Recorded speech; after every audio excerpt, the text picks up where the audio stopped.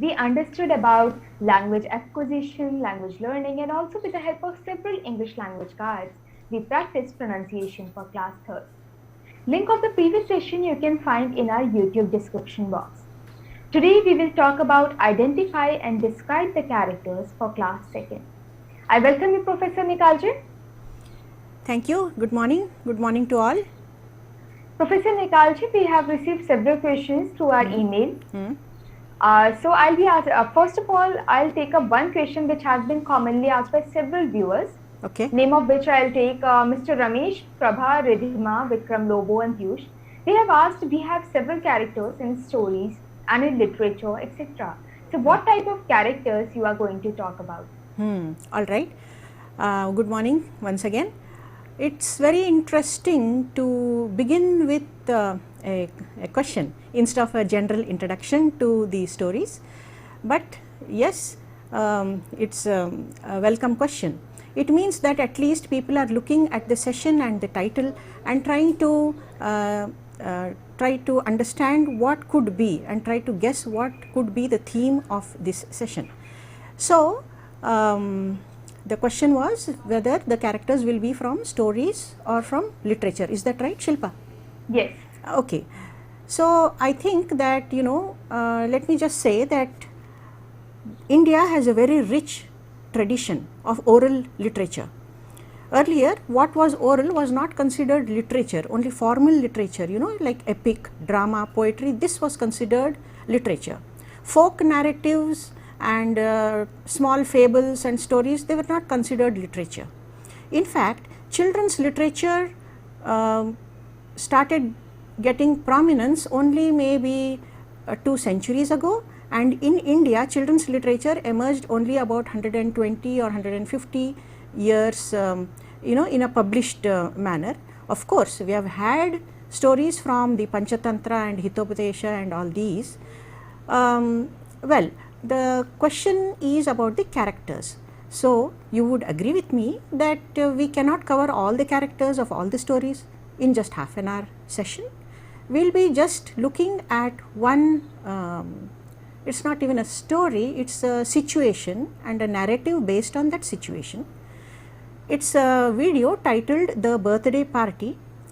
This has been developed at NCERT by the CIT, and the storyline seems to be very interesting. Most children have expressed liking for it.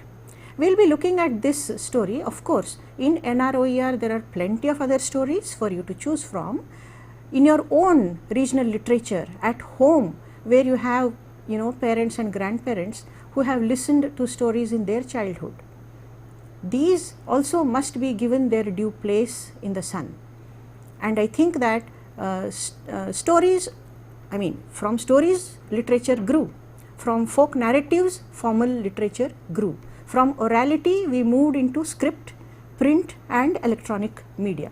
So, I think when I say characters, since we are dealing with the primary stage, I would prefer to use characters from stories rather than literature in its formal sense. Okay. So, Professor Varada, if you could just briefly tell us what we are going to learn today, in particular this session. We are going to interact, not learn again in the formal sense. In any interaction, in any conversation, I believe that learning does take place. But if we say we are going to learn today from these characters, we are going to learn today a certain moral from this story, or we are going to learn how to face a certain situation, well, that's not how I would really like to put it, because every character, and we are also all characters in this drama of life. It's up to us, it's up to our nature, it's up to the situation how we are going to react, and so also in a story. The characters in a story may talk or behave or speak or act, or think in particular ways based on their nature. So, storytelling, as I said, storytelling is nowadays a little not so much in vogue. Children and grandparents may not be living under the same roof. So, children may be losing out on hearing stories from their grandparents. Yes, they do have TV, they do have videos, they do have educational books, but somehow it's not the right thing. Ultimately, it's the human voice, the voice of the teacher or the parent or the grandparent. Remember in ancient times, or even not so ancient times, sitting around a bonfire, singing, telling stories, sharing narratives. I think the human voice is the most important thing in storytelling. Okay. But unfortunately, listening has become, it has taken a back seat in schools. There is a lot of work, there is a lot of activity going on, but sitting down, listening, reflecting, somehow it has taken a back seat in schools. It's being neglected in schools for whatever reason. Professor Varada, when you say that listening is the most neglected aspect of storytelling, so why is it so? Why listening is more neglected? Is this skill is like least required or so? Yes, that's a pertinent question. There are 4 language skills, as most teachers would know. These are listening, speaking, reading and writing. Nowadays we also add viewing and representing. Of course, these are secondary skills. Now many people think that listening comes first, then speaking, then reading and then writing, only in this order. But listening, language skills, they are an amalgamation of all these 4 skills. However, as I said, in schools, reading and writing, these take predominance because it's so very visible. Writing, suppose you ask some student to write or draw, then they write out a paragraph, then they draft, then they redraft, then they finally make it a finished product. I am not talking only of handwritten, it may be even on the computer, you have cut and paste and then edit and so on and so forth. So finally the finished draft, it's very visible. Reading aloud is, can be heard, it's also visible. Even silent reading, you can see the eyes of the reader move along the lines of the page, pause when he has not understood a word and then move on. Speaking is so very visible, but listening is the most internalized skill, and therefore teachers tend to kind of neglect it. They acknowledge that listening is a basic language skill, but out of the 4, it gets neglected. Okay, here I want to ask Professor one question. Characters always have to be a person, like you are talking in the context of stories. We have always read something about a person, so character always has to be a person? Let me put it this way. The primary school textbooks, they have plenty of stories, poems and narratives. The stories, Aesop fables for instance, Panchatantra, Hitopdesha, they all have animals and birds and sometimes trees and gods and goddesses as characters. So it's not confined only to the human. But yes, we also project qualities, human qualities onto the animals. We say the fox is cunning, we say the dog is faithful. We say, we associate human qualities, not with all. I'm not sure what you would say for frog or duck, or we say industrious ants and hard-working bees and so on, which is true, they are industrious. But for everything we compare, you say, for example, the elephant is a large animal. Large means what? The ant is a small creature, which you will find in this video. We have both elephant and ant. That's why I am taking these examples. When we say the elephant is a large animal, it means compared to us, compared to human beings. When we say the ant is a small creature, it means small compared to us. So everything is always about us. We need to kind of move out of this. And so I would really encourage, there are stories where the cloud speaks, the ocean speaks, the forest speaks and says, save me from destruction. the black cloud says now I will rain on the earth. So, there are characters apart from humans, there are also characters on whom human qualities are projected, and there are characters from who represent nature. But then when you want to, Varada, yes, continue, ma'am.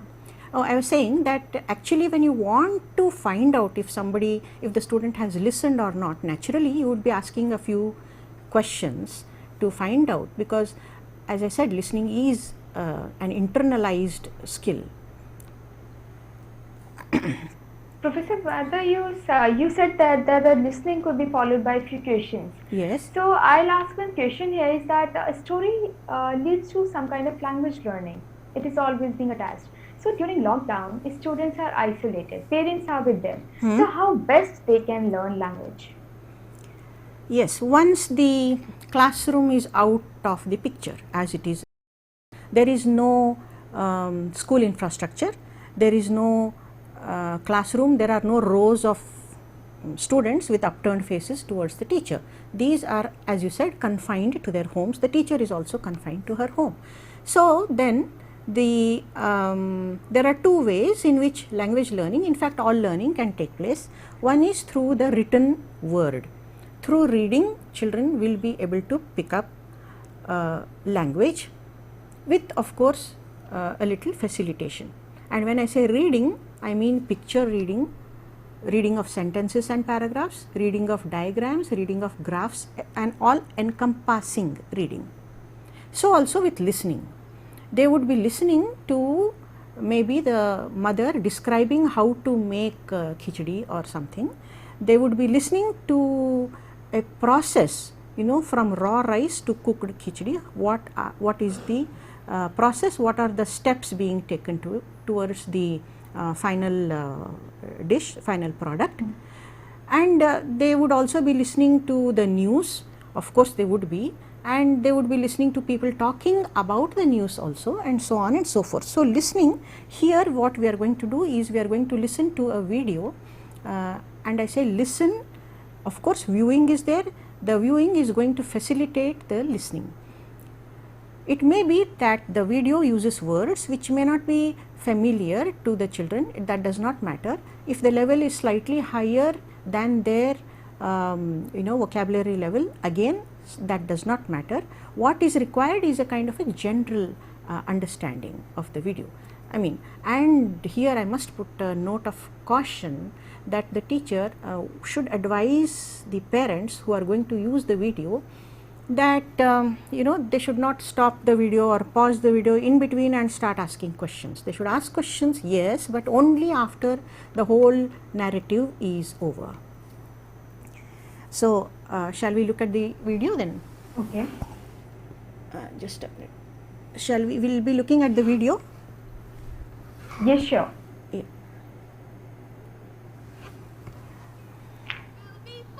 Happy birthday to you, happy birthday dear Spot, yes. It's our friend's birthday, we'll have fun today. Let's decorate for a party that will be great. Hey, hey, happy birthday Spot.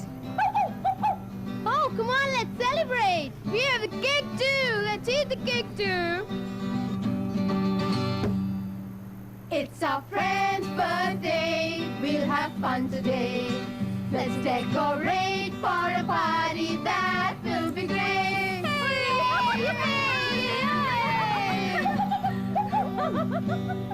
How many friends of Spot's are coming? Well, there's the big elephant, there's the small ant, then the long snake, the flying bat, and the jumping frog. That's quite a lot.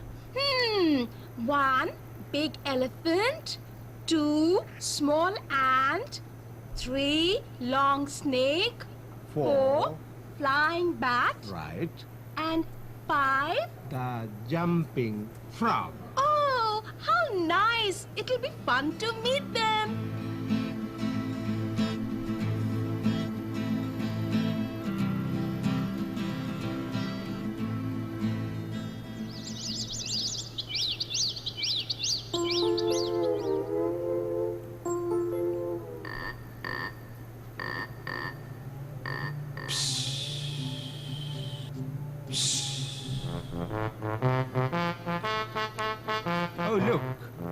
have arrived.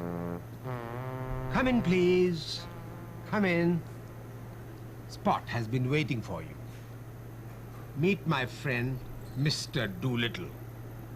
Hello, I am Jumbo the Grey. I live in a forest.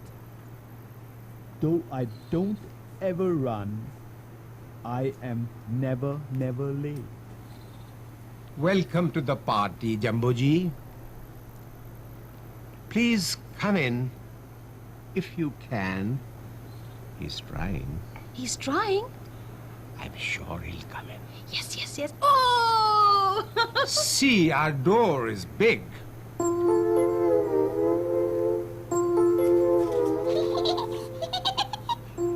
Hello, I am Chachi Ant.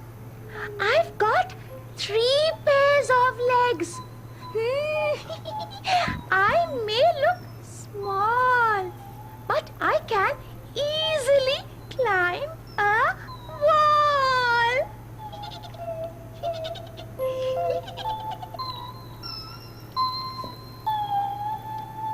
Thank you for coming to the party, Chachi Ant. Please come down and join us. And don't forget to give the gift to Spot.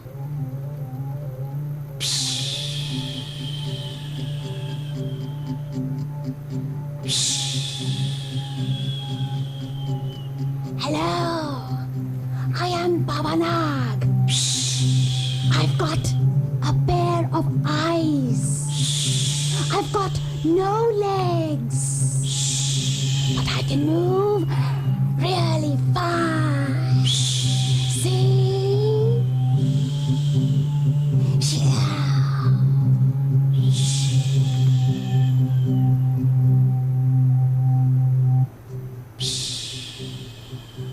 Hello, Baba Nag. Relax and sit wherever you choose. By the way, we haven't invited Nikalji, the mongoose. Ooh, thank you. Thank you very much. Hello, I am Chimgaddar the bat. I've got a pair of wings, but I am not a bird. I'm wearing a funny hat. But I'm not a clown, though I sleep hanging upside down. Glad you have come to the party, Chimgaddar-ji. Oh, thank you, thank you, thank you. Here is a gift for Spot. Hello, I am Froggy Pie. I have got 4 legs, but I don't like to walk. I am a good swimmer, and I love to jump, and I love to hop. Now, I'll hop, hop, hop till you ask me to stop. Come in, Froggy Pie. Come in and meet everyone. Please don't jump too high. Sit still till we cut the cake. Oh, have you got a gift for Spot? Oh, oh. Yes, he has, I'm sure. Nice of you to have come to the party. Now let's cut the cake. Happy birthday, dear Spot. Happy birthday to you.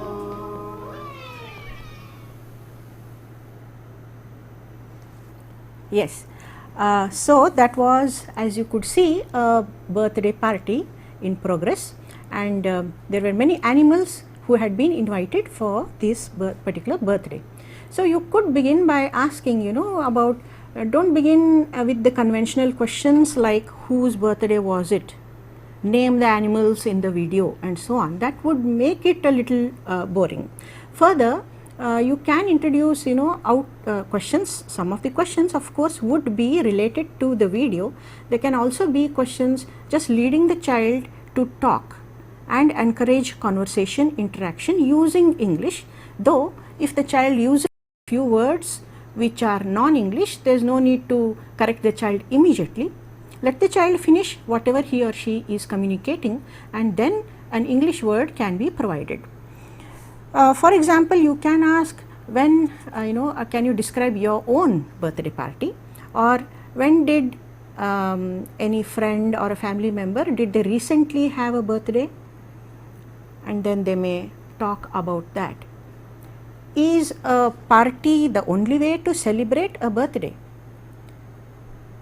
Why don't you ask your parents or grandparents or elders how they used to celebrate their birthday when they were young? For example, at our home, we take the birthday child to the temple on that day early in the morning, but sometimes due to school timings, if that is not possible, then certainly in the evening, because at least on the birthday one should remember the Almighty God. Of course, a party would follow, maybe a dinner out and so on, but then what would be the focus on that particular day? When asking questions about the video, then you need to operate on detail. Children love details. Children love to see tiny things. They may not they would identify a larger thing on the basis of details.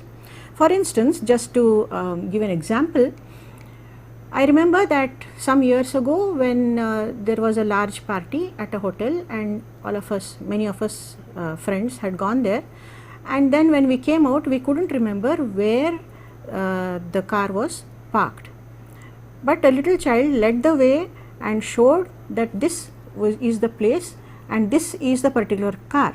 We were unable to identify even the car because it was a rented one, but the child said, you see, there is a little cloth parrot hanging there near the mirror, and that is how the child could identify. We as adults, we didn't remember the car number, we hadn't thought of remembering near which pillar it was parked, but this little child taught us a lesson that day, that look out for the details. So in this video, what kind of questions do you think you would be asking? Of course, the obvious one, whose birthday was it? And children would come out with the answer, perhaps the right answer, perhaps the wrong answer, and then the parent or the facilitator should gently nudge the child towards answering the right question. And who is Spot, and why do you think his name is Spot? He is a white dog, as you can see in the video. Was there any spot? What is the meaning of spot? A spot is a dot or a kind of a mark, which if you look carefully at the video once again, you will see there is a black mark on the ear of this white dog called Spot, and that's why in fact his name is Spot. So you can then introduce other concepts. Have you a pet dog at home? You can ask about the pet dog. Have you seen a pet dog in your colony perhaps? Can you describe this pet dog? So then slowly adjectives like brown, black, white related to colors, or partly black, partly white, again related to colors, but with a mathematical term introduced here, partly, and then whether it is hairy, maybe the breed of the dog, and so on. You can then ask, what about the dogs in the neighborhood? Have you seen dogs in the neighborhood? What do you think about them? Who looks after them? What do they eat? And so on. And then, yes, is a dog a pet animal or a wild animal? What makes you say so? And so on. Now again, the animals in this birthday party. Did the animals come all together? Did they come one by one? And who came first? Yes, the elephant. And what was the elephant holding in his hand? Yes, it was a guitar. So when you are talking about the guitar, try to again bring in the names of other musical instruments. Let the child describe the guitar or the violin or the tabla or the mouth organ, but use describing words. Describe the animal also, as we have already seen in the first half of before the video. The elephant is a large animal. So large, grey, big-eared, these are some of the adjectives that children would come up with to describe the elephant. And of course the ant. Have you seen ants at home? You can maybe put out a small half teaspoonful of sugar in the balcony or in outside the kitchen, and you would see whether ants would come there or not. How many pairs of legs did the ant have? The ant mentions it in the video. And how many legs do you have? What is a pair? We have a pair of eyes, a pair of ears, and so on. We do say we have two eyes, but then it's not like two in the regular sense of two bags or two biscuit packets or so on. It's a pair. So a pair means two, but it means more than the number two. It means something else. What does it mean? What do you think it means? You can ask these questions as well. And then, can Jumbo the elephant live in our house? You could see how difficult it was for him to get in through the door. So do you think this elephant could live in our house? No. Okay, then where does the elephant live? What does it eat? And so on. So these questions you can ask. And yes, of course, we have the snake. Now many children are afraid of snakes because their elders are afraid of snakes, because they have been told that all snakes are poisonous. So this again is not the case. We have to tell children that snakes are creatures just like other creatures. Some snakes are poisonous, all snakes are not poisonous. They may have show them different pictures, maybe on TV, maybe in picture books, but yes, tell them that snakes are need not always be considered dangerous and beaten to death. But again, while narrating or while going back through this video again, then when you are talking about snakes, make the hissing sound. As I said, the human voice is the most important tool that you can use.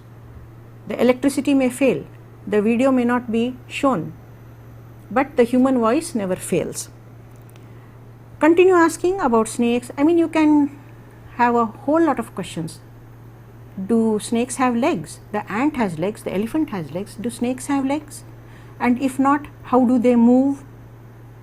Doesn't it hurt the skin when they move? Doesn't it hurt their stomach? If you were to move, wouldn't you get blisters on your skin? And how is it snakes can move? How do lizards move on the wall? And so on. And then there was one more creature also there, the bat. So ask them this, the bat and the bat, cricket bat. This is a creature, the bat. This bat flies around at night.